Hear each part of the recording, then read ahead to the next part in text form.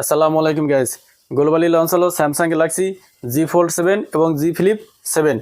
জি fold 7 এর base variant 12GB 256GB globally launch হয়েছে $1999 যেটাকে বাংলাদেশ টাকায় কনভার্ট করলে আসে 2,43,200 টাকা।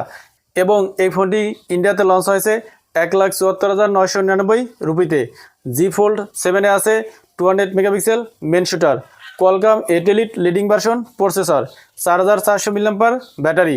ফোল্ডেড অবস্থায় ফোনটির থিকনেস হলো 8.9 মিলিমিটার এবং আনফোল্ডেড অবস্থায় ফোনটির থিকনেস হলো 4.2 মিলিমিটার।